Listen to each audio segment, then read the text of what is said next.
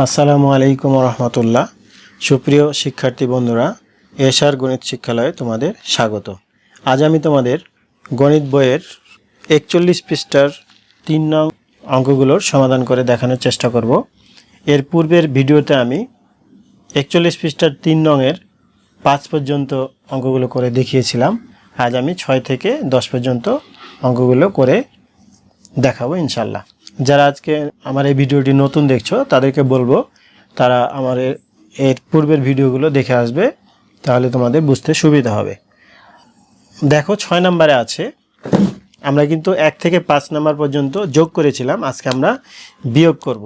একই রকম এখানে 6 নম্বরে আছে, উপরে 7 নিচে 5 বিয়োগ নিচে 5 উপরে 4। তো আমি এর পূর্বের ভিডিওতে বলেছিলাম যে হরগুলো যখন সমান হবে তখন আমরা হরে যা থাকবে তাই আবার নিচে হরে লিখে ফেলবো।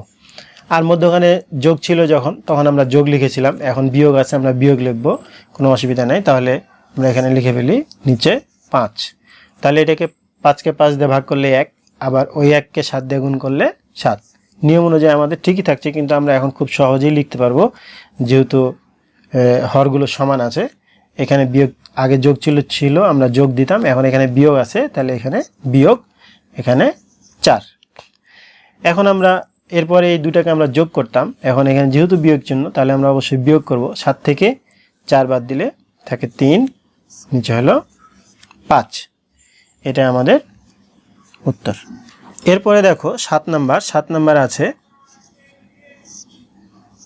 উপরে 9 নিচে 7 বিয়োগ নিচে 7 উপরে 6। একইভাবে আমরা লিখে ফেলবো, যেহেতু হর সমান, এখানে 7 এখানে 9 বিয়োগ এখানে 6।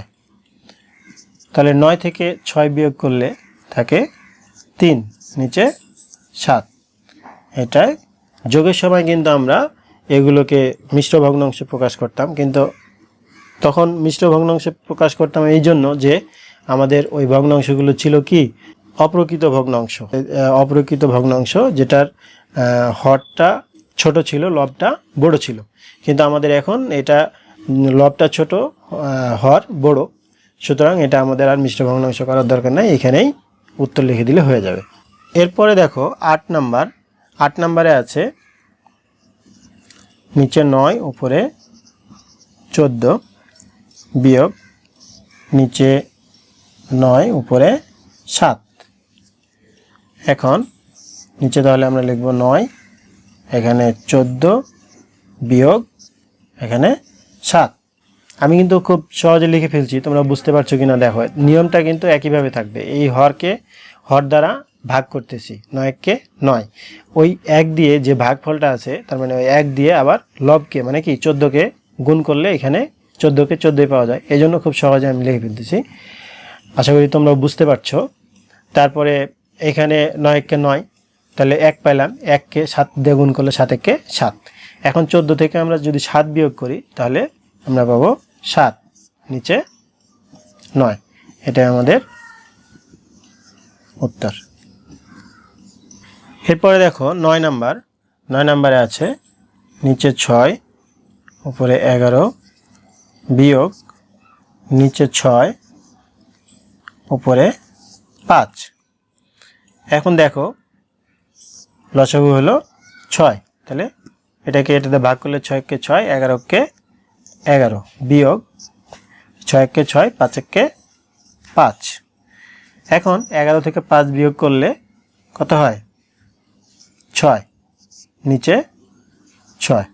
এখন 6কে 6 দ্বারা ভাগ করলে কি পাবো 1, তার মানে এইভাবে কেটে দিলেও হয়, যে উপরে নিচে কেটে গেল 1। এটা আমাদের উত্তর। অনেক সময় কিন্তু আমরা উপরে নিচে কেটে গেলে শূন্য লিখে ফেলি, আসলে কিন্তু উত্তরটা কি হবে 1 হবে। কীভাবে হয়, যেমন মনে করো এখানে 6 আছে, এখানে 6 আছে, তাহলে আমরা যদি এটাকে ভাজ্য ধরি তাহলে কি হবে, কয়বার যায়,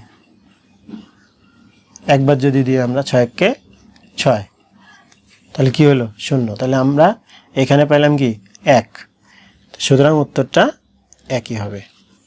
তো এইটুকু করে দেখাইতে হবে না, আমি বোঝানোর জন্য তোমাদের দেখাইলাম, এভাবে লিখে দিবে তাহলেই হবে। অথবা যদি কেউ এটা না কেটেও এভাবে লেখে তাও উত্তর হয়ে যাবে। এরপরে দেখো 10 নম্বরে আছে নিচে 8 উপরে 17, নিচে 8 উপরে 9। ঠিক একইভাবে আমরা লিখব নিচে 8, এখানে 8 একে 8, 17 কে 17 বিয়োগ 8 একে 8, 9 একে 9। ঠিক একই রকম 17 থেকে যদি আমরা 9 বিয়োগ করি তাহলে আমরা পাবো 8, নিচে ছিল 8, তাহলে এই 8 কে 8 দিয়ে যদি আমরা ভাগ করি তাহলে উত্তর হবে 1। এটা আমাদের উত্তর। তো শিক্ষার্থী বন্ধুরা, আজ এ পর্যন্তই। আমি 41 পৃষ্ঠার সবগুলো অঙ্কই তোমাদের করে দেখালাম। তো তোমরা ভিডিওটি পুনরায় দেখবে এবং এই অঙ্কগুলো অনুশীলন করার চেষ্টা করবে। আশা করি তোমরা বুঝতে পারবে। তো আজ এ পর্যন্তই, কথা হবে পরবর্তী ভিডিওতে। আল্লাহ হাফেজ।